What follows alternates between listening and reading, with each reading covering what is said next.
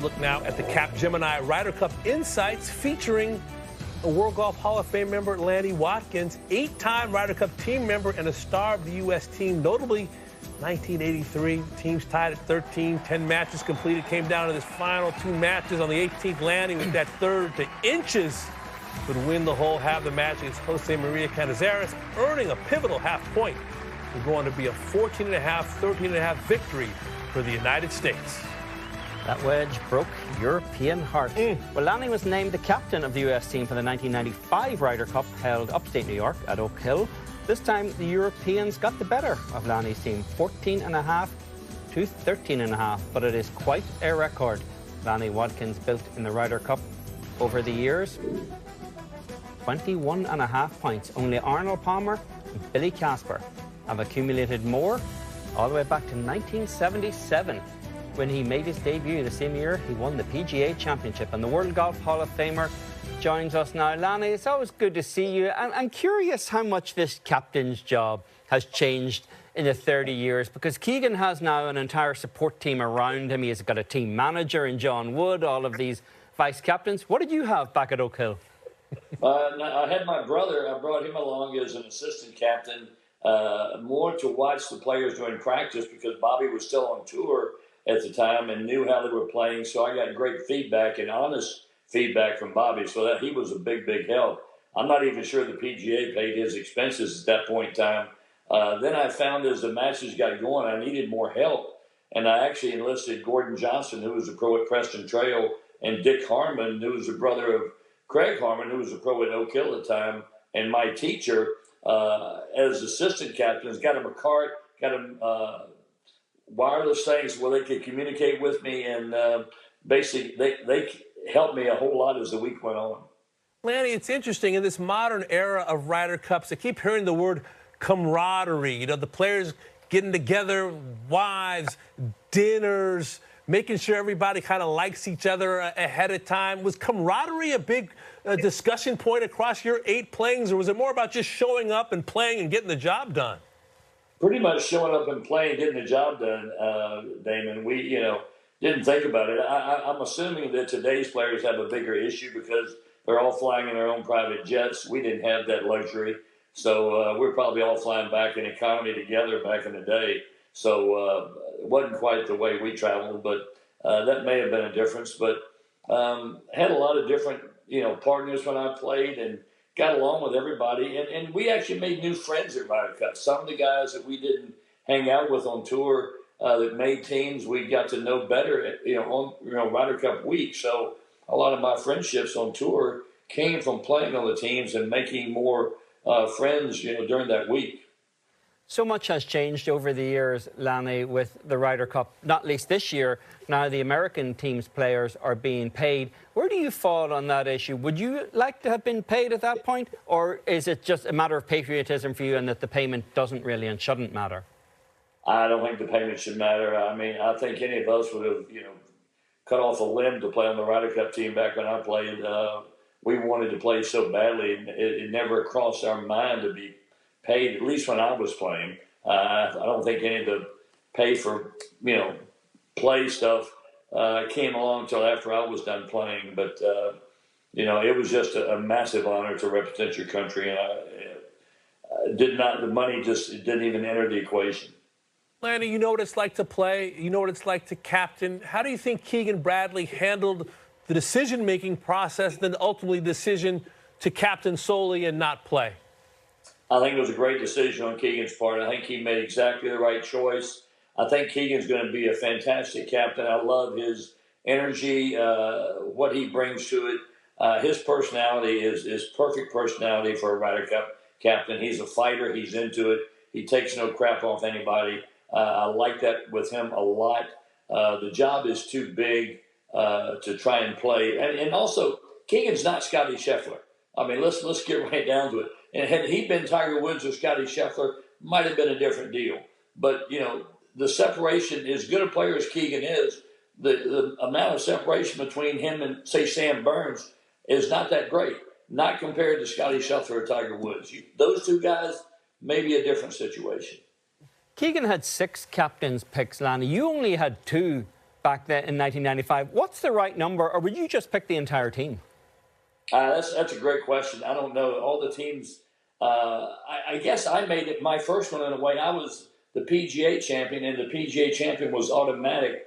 In fact, when I was on the first tee for the playoff of the PGA, Don Padgett told Gene Littler and myself that whichever one of us won, we were now going to be on the Ryder Cup team, and we'd be knocking Al Geiberger off.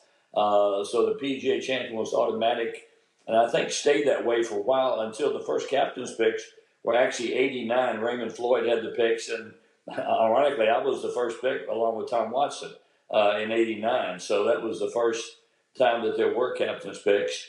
So I don't know. I did it both ways. Captain's picks are tough. I had so many guys to choose from, and only having 2 spots, it was one of the hardest things I've ever done.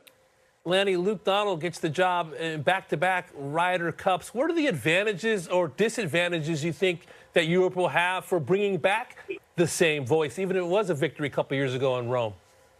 I think it's probably a good idea. I think he's got the experience of winning. I think he has the confidence of his team, which is probably first and foremost. I think that's what our team is going to feel with Keegan. I think all these guys are going to be have a lot of confidence. I think Keegan's personality is infectious. I think the players are going to really gravitate to him, lean on him. He's going to be the dominant voice in that room, and I think that's a plus for us. The Europeans, I think, are going to do that with Luke.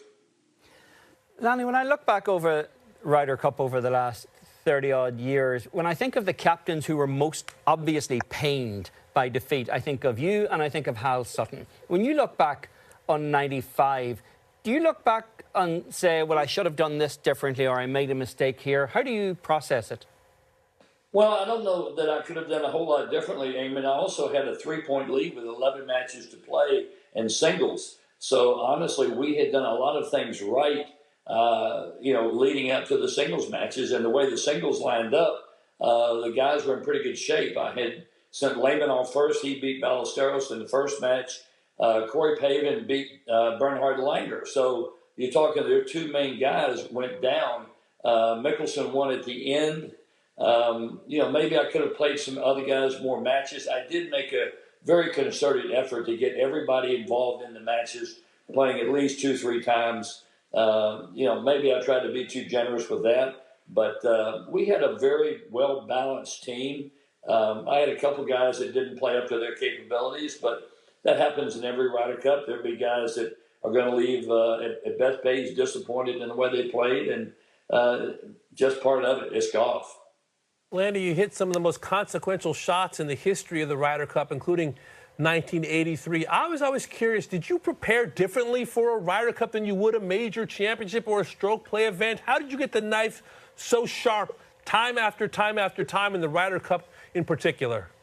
Well, I think we just tried to keep playing. I was lucky. I played a lot of match play as an amateur, so I had a lot of experience with that, even though when I won the U.S. Amateur, it was medal play, but I won the Western and won a bunch of other match play events, tournaments, played the North-South every year. Our state amateur was at match play. I played 2 Walker Cups, so I had an idea of what was going to happen with Ryder Cup. So I had played enough match play to, know how to take it and play with it. I enjoyed it. I just enjoyed anything that was different in golf. When you play the tour, you're playing 72 holes week in, week out, and it gets a little monotonous. So when we have a team event or a Ryder Cup, something that's different, I've now got, in my mind, the best players in the world on my side. I like that.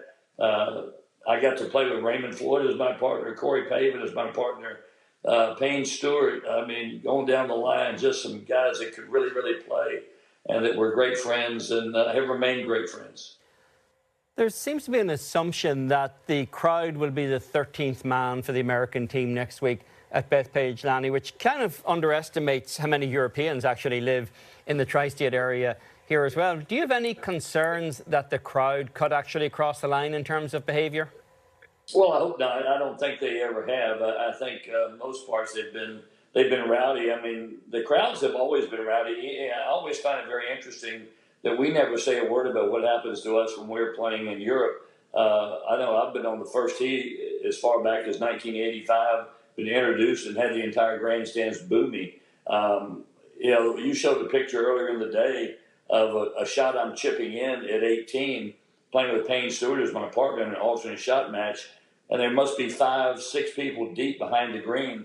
Everybody's got their arms folded, nobody applauding my eagle chip going in. They wanted it to miss. So, I mean, we got the same treatment over there. We just never complained about it. Sometimes I think the Europeans are just a bunch of wusses and can't handle the heat.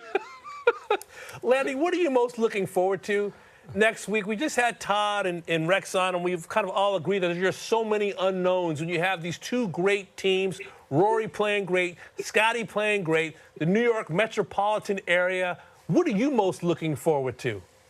I think the matches, the competition, I'm just excited to see a great set of matches. I think, you know, what we've seen lately is they haven't been all that close. I'd like to see a close Ryder Cup. I think it's going to happen. I think the teams are very, very evenly matched with, you know, all the way down the line. It seems like I like the form our guys are in. They all seem to play very, very well last week. I think they're motivated. I know that we were really, really motivated in '89 over there, and we tied. And then we came back to Kiel and won in '91, and we were extremely motivated. And I think that's a big part of it. You know, then it's, do you want to win or do you not want to lose? And that's the choice some of the guys have to make. After that European victory, the first one in 28 years, back in 1985, Lanny, there seemed to be a period over the next 15, 20 years where it didn't really matter who was the home team and who was the away team, that there were tight matches, but they could flip either way. We haven't had an away team victory since 2012. Do you think there's any particular reason for that? No, I don't know, Eamon. I think one of the things that happened, though, you know, when I played, I played 4 Ryder Cups, I think, in Europe, and we played Lytham St. Anne's in '77. Every other time we played the Belfry. So, you know, the players knew the Belfry when we went back in '89 and then '93, was familiar with it. It was not anything special. It wasn't a links course that, you know, something we hadn't played. And I think coming over here, there are enough Europeans playing over here in our major, you know, in the U.S. Open and the PGA Championship. And essentially, any Ryder Cup course over here is going to be set up like a U.S. Open or PGA Championship. So they already pretty much know what to expect when they get here. I don't think there are going to be any big surprises at Bethpage for the Europeans.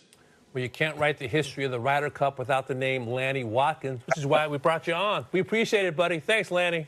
Nice being with you guys. Have a good week.